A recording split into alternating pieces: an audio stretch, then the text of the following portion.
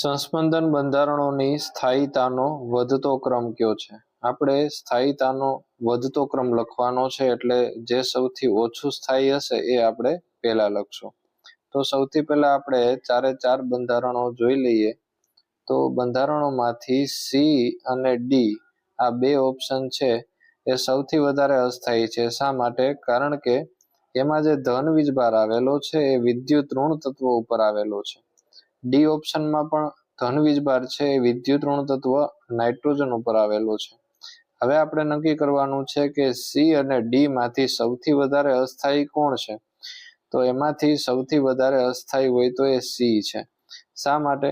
કારણ કે ઓક્સિજન છે એ નાઇટ્રોજન કરતા વધારે વિદ્યુત ઋણ છે, અને વધારે વિદ્યુત ઋણ તત્વ ઉપર આવેલો ધન વીજભાર એ બંધારણને સૌથી વધારે અસ્થાયી બનાવે છે. એટલે આપણો આન્સર છે એમાં સૌથી પહેલા આવશે સી, કે જે સૌથી ઓછું સ્થાયી છે. ત્યાર પછી જવાબ આવશે ડી.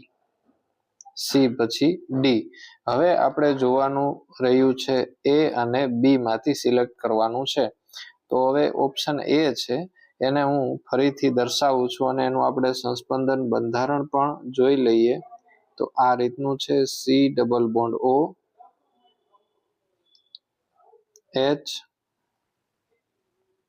ત્યાર પછી એક કાર્બન છે એની ઉપર ધન વીજભાર આવેલો છે, ડબલ બોન્ડ, અહીંયા માઇનસ ચાર્જ આવેલો છે, અને NH2.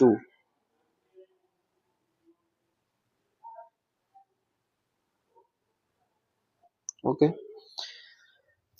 હવે આનું સંસ્પંદન બંધારણ, જ્યારે આ કાર્બોનિલ કાર્બનની બાજુનો જે કાર્બન છે એ ધન વીજભારિત છે, તો એને સ્થાયી કરવા માટે આ ઓક્સિજનનો પાઈ ઇલેક્ટ્રોન છે એ આ બંધ ઉપર આવે છે અને સ્થાયી કરે છે. જેના લીધે શું થાય છે કે આ ઓક્સિજન ધન વીજભારિત બનશે, કારણ કે એ પોતે ઇલેક્ટ્રોનનું દાન કરે છે.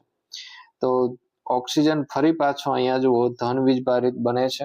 એટલે ઓપ્શન એ છે એ ત્યાર પછી ત્રીજા ક્રમે આવશે, અને ત્યાર પછી છેલ્લું ઓપ્શન આવશે બી. હવે બી શા માટે સૌથી વધારે સ્થાયી છે એની વાત કરીએ. તો અહીંયા કાર્બોનિલ કાર્બનની બાજુમાં ઋણ આયન આવેલો છે.